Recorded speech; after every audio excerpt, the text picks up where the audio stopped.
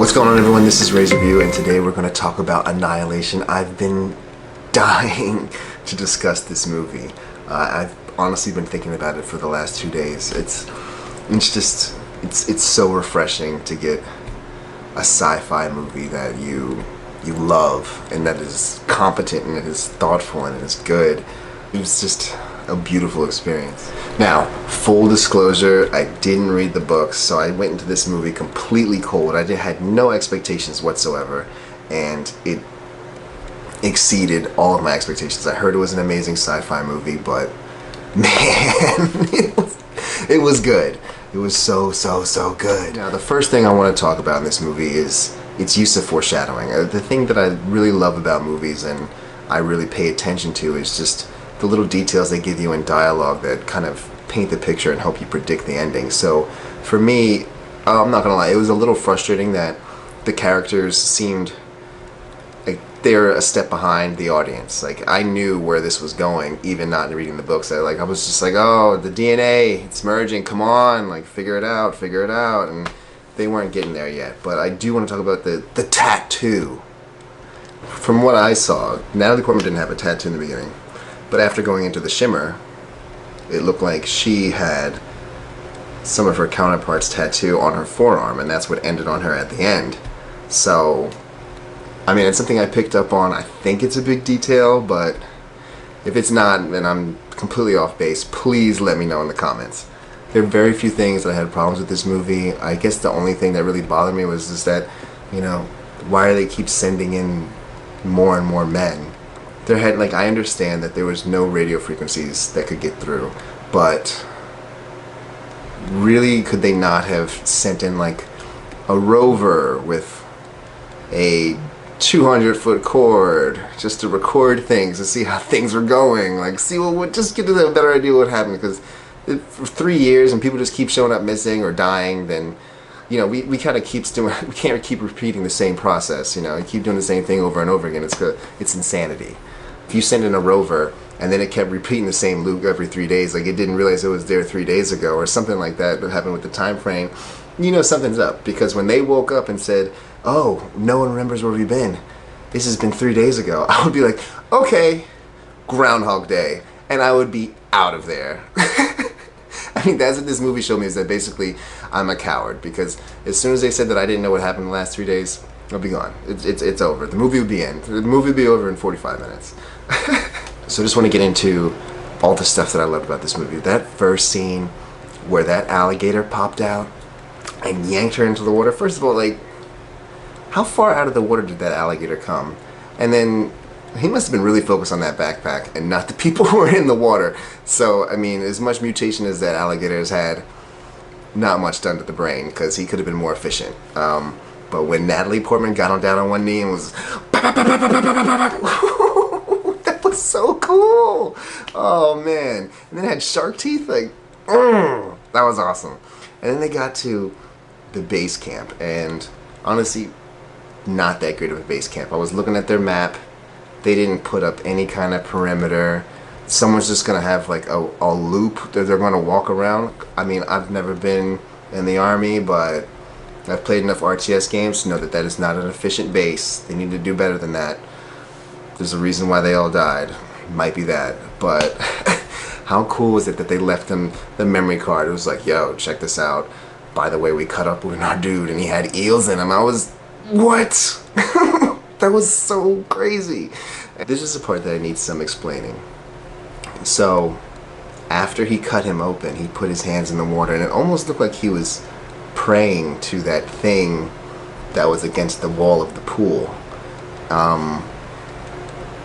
I didn't fully understand that. To what I was interpreting is that someone was evolving into something, and it almost looked like they were evolving from a throne. So if you've read the books or anything like that, please let me know what that was all about. That was just so cool. And here's the one thing I had a little pet peeve with. Okay, so they decide to go into the tower for safety, yet for some reason the lookout is down in this little hut in the field, and they have like a wire fence going around. If they had seen Jurassic Park 1 or Jurassic Park 2, they would know, 1, turn off the light! light! Turn off the light! Or 2, don't go into the long grass! Don't go into the long grass!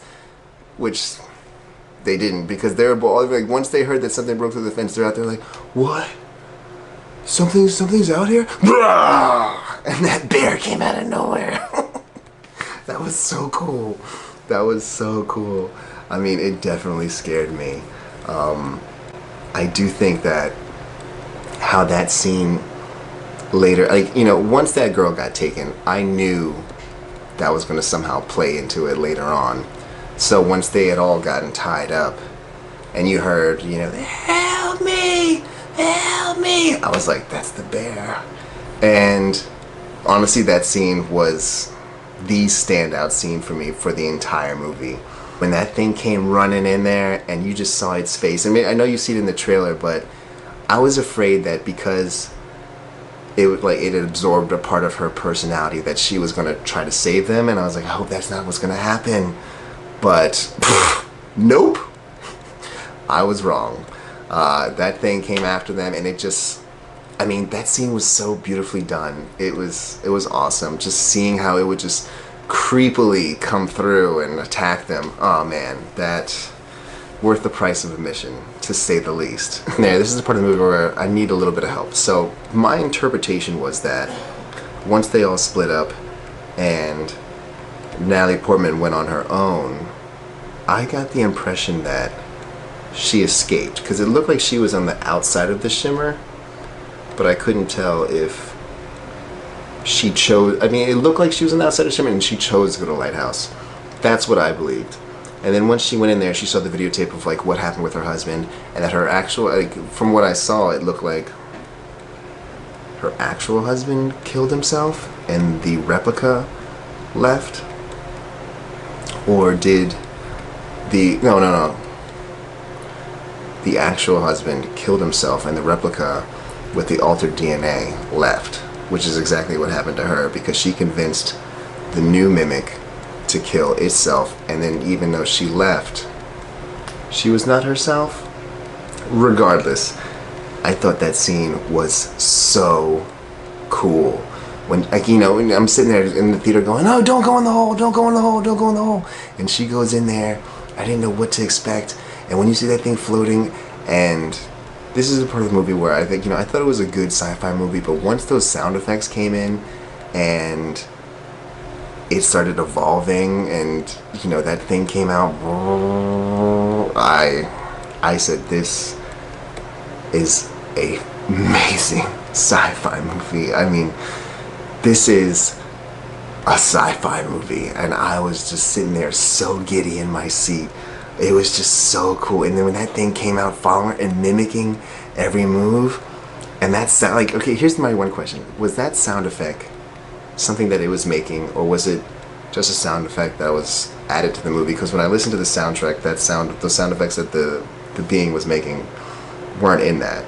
And I was debating with someone that, was that a part of the movie, or was that a sound effect that it was making? The more I think about it, I think that it's kind of like the Amazing Spider-Man 2, where Electro every time had that brr, brr, brr, and he actually wasn't making that sound. I think that's fine either way, but man, that was awesome.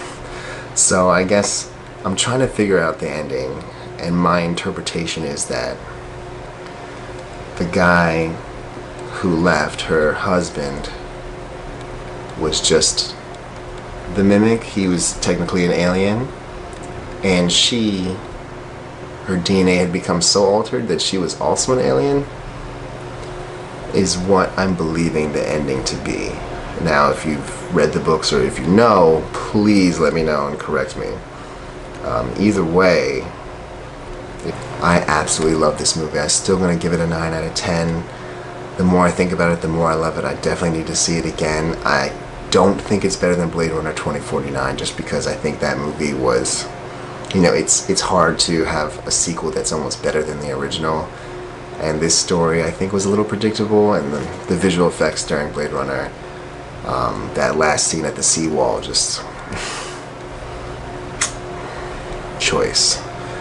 But thank you for watching. And as always, please like, subscribe, and I'll see you soon.